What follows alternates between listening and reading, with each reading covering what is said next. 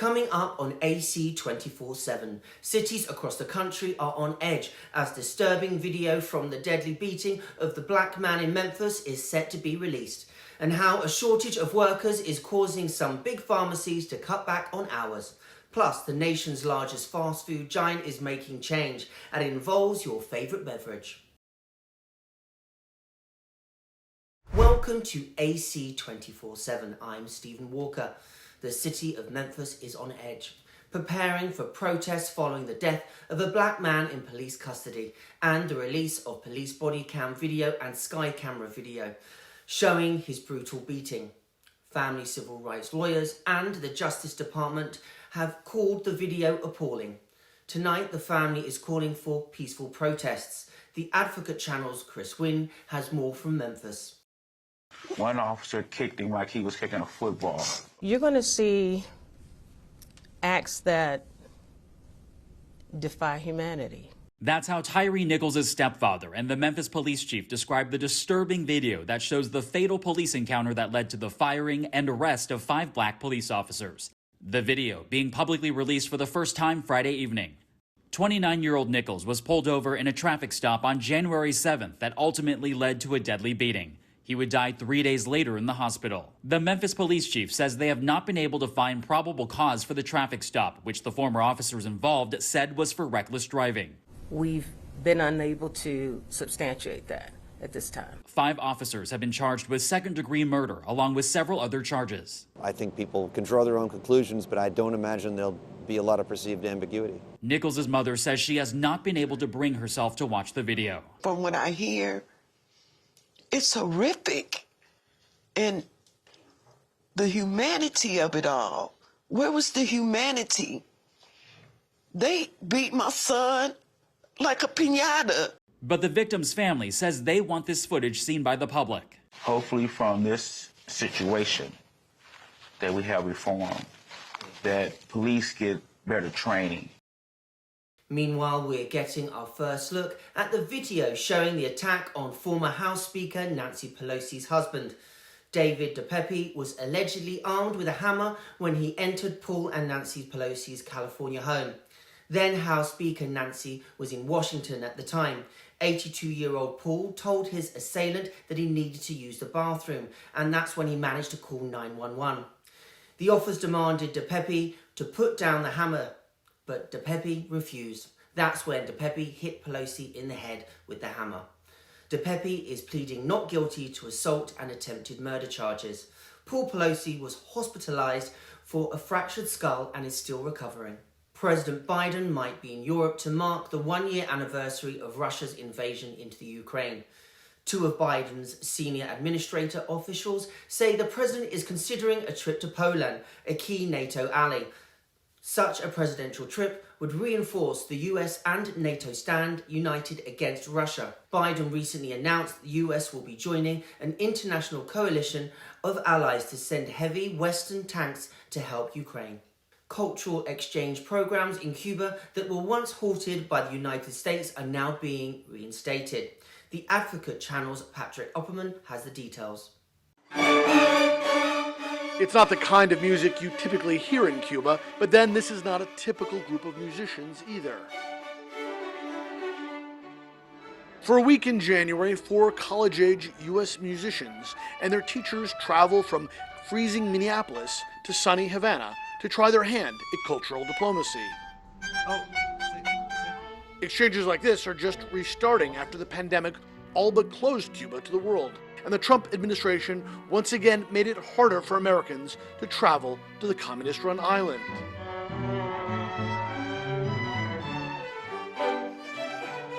While tourism remains off-limits for U.S. citizens, in 2022, the Biden administration eased some restrictions on Americans visiting Cuba. These Americans brought musical instruments to donate and say they're coming away with a respect for Cuban musicians' ability to overcome adversity. There's something inspiring about how their lack of the best instrument in the world does not stop anyone from working and putting out the most beautiful musicianship. For hours each day, musicians from the 2 countries practice together, carry out workshops, and perform in local schools. And cha-cha-cha is on tempo. Cha-cha-cha. Their budding collaboration is overseen by renowned Cuban conductor Diana Garcia. That's more difficult, you know? Yo creo que la ganancia mayor. I think the greatest benefit is spiritual, she says, how a culture that's apparently so different can have the same interests, the same dreams. Organizers say they are planning on bringing the Cuban students taking part in the exchange to Minneapolis in the spring, so they can show off their skills to a new audience. We have the passion, the emotion, the feelings, and the music inside of our blood. At the end of their time in Cuba, the American musicians and their Cuban counterparts play a show at the house of the head of the U.S. Embassy in Havana. This kind of exchange isn't about solving the long-running problems between the two countries' governments, the musicians say. Whatever you may think about, the respective governments of any two countries, it's not about the government ultimately. It's about the people, and it's about getting to know them and getting to connect with them. And when there is that connection, beautiful music is sure to follow. Changes on the way for some of the biggest retail pharmacies in the US because of staffing shortages. Starting in March, Walmart pharmacies will close 2 hours earlier. CVS is planning to shift or cut hours at nearly 6,000 locations. Walgreens made similar changes last year. Locally owned pharmacies are facing the same problem. You might have to sip your next drink at McDonald's without a straw. In an effort to cut down on small plastics known to harm wildlife, the fast food giant is testing out strawless lids in some US cities. The new lids have openings for drinking and are covered by pullback tabs to help splashes. The redesign is part of the company's long-range plan to help make their restaurants more environmentally friendly. More pregnant and postpartum Americans are dying, according to a new study published in JAMA Network Open. Researchers say between 2019 and 2020, the mortality rate of pregnant and recently pregnant women in the US went up nearly 30%. More than half of the deaths were from causes not related to pregnancy. It's usually the other way around. The most common reason was accidental drug poisoning, followed by auto accidents and homicide. A recently identified illness may be more common than first thought. The inflammatory disorder comes with a host of symptoms that can affect everyday life, even leading to death. The Advocate Channel's Mandy Gaither has more.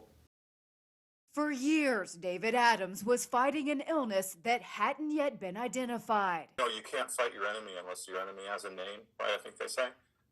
And that's sort of the way we felt. Now, it does have a name, Vexas syndrome, an inflammatory disorder caused by mutations in the UBA1 gene of blood cells and acquired later in life, according to the National Institutes of Health. It can cause painful skin rashes, pain and swelling of the ear and nose, cough and shortness of breath, joint swelling and pain, and inflammation of vessels. Patients often have fever and extreme fatigue. That was freeing. It really was. Incredibly freeing to have the diagnosis. A new study published in the Journal of the American Medical Association finds Vexas syndrome is more common than previously thought. Researchers believe it affects more than 13,000 men and about 2,300 women in the U.S. If you're an older individual with low blood counts, systemic inflammation, hasn't been able to get a diagnosis and requires steroids, we think you should go out and talk to your doctor about getting genetic testing for UBA1 and Vexas syndrome. Right now, there's no standard treatment for Vexas, but the inflammation may be treated with steroids and other immunosuppressants.